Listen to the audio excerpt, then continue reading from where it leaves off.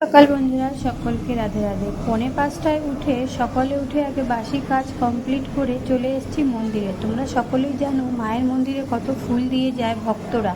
তো আমি যেহেতু বাড়িতে থাকি না, এর জন্য তোমাদের দেখানো হয় না। মাকে অনেক লোক এসে পূজা রোজই করে যায়।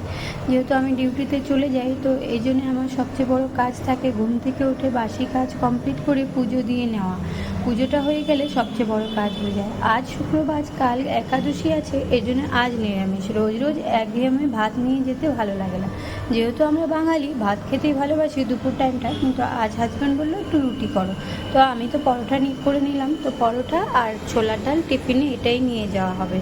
আমার প্যাকিং হয়ে গেল। দেখো 9:30 বেজে গেছে। মেয়েকেও খাওয়িয়ে দিয়েছি। শাশুড়ি মাকে বলেছি একটু সিদ্ধ ভাত করে দিবে। শাশুড়ি মাও দুপুরে পরোটাই খাবে। কাল যেহেতু একাদশী আছে, এর জন্য সুন্দর করে হনুমানজির মন্দিরটা সাজিয়ে দিয়েছে। সুন্দর করে হনুমান মন্দিরটা সাজিয়ে আমি হনুমান চালিসা পাঠ করে আসলাম। তোমরা সকলেই জানো আমি মন্দিরে রোজ আসি। আমার আমি আর হাজব্যান্ড একসাথেই বেরোই, কেন কি হাজব্যান্ডের রাস্তা মন্দির থেকে একটু আলাদা, অন্যদিকে যেতে হয়, আমারটা অন্যদিকে আসতে হয়। এটা লাঞ্চ টাইমে এই যে খাবার খেয়ে নিচ্ছি অফিসে এসে। এটা হলো ওই সকালে যে বানানো হয়েছিল ওইটাই।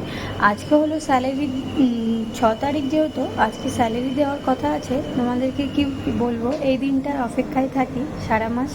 এর জন্যই কাজ করতে হয়। আমি অল্প পড়াশোনা করেও যে করে হোক কাজ করছি নিজের ফ্যামিলির জন্যে।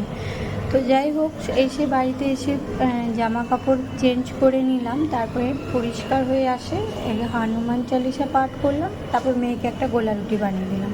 রাত্রে ভেজের মধ্যে পটল আলুর তরকারি হবে আর বেগুনের চপ, এটাই রাত্রে খাওয়ার হবে। আর কিছু করব না। এদিকে রান্না বসিয়ে চলে এসেছি কিচেনে, যে সবজিটা করে নিব, বিছানাটা করে নিলাম। তারপরে আবার চলে আসছি মেয়েকে খাবার দিয়ে দিব ওই বেগুনি দিয়ে। তো ও খাবার খেয়ে নিল। আমি আমার হাজব্যান্ড দুজনে বসে পড়ছি খেতে, এই যে পটল আলু দিয়ে। তো খাবারটা খেতে কিন্তু খুবই ভালো লাগে। এরকম শুকা পটল, একটুখানি কিছুই মশলা না, আদা জিরা লঙ্কা বাটা দিয়ে আর একটু সাথে টমেটো পেস্ট করে নিয়েছিলাম। খেতে ভালো লাগে, তোমরা অবশ্যই করে দেখবে। একটু ঝালটা বেশি দিয়েছিলাম।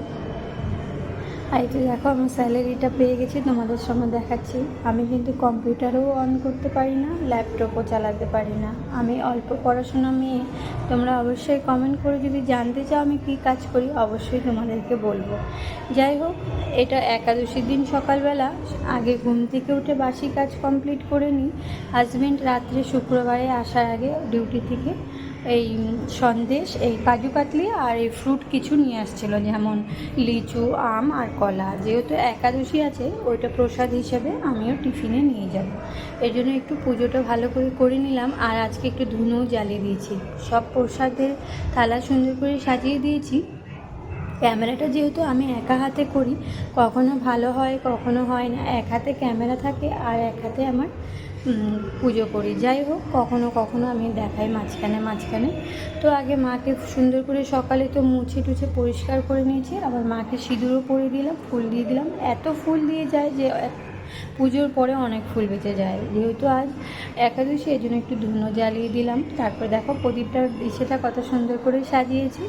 ওই যে আমি ভগবানের কাছে এটাই প্রার্থনা করি যে হাজারো ব্যস্ততা থাকি না কেন, তোমার যেন আমি সেবাতে আমার মনটা যেন লাগে, এটাই আমি ভগবানের কাছে চাই। যাই হোক, সকালে পুজো দিয়ে আবার আমাদের জীবন যুদ্ধে বেরোতে হবে। রাত্রে শুধু ঘুমোতে আসি।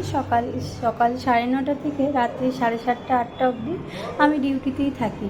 কেন কি শুধু রাত্রে এরকম আমার আর হাজব্যান্ডের মনে হয় যে আমরা শুধু ঘুমোতেই বাড়িতে আসি।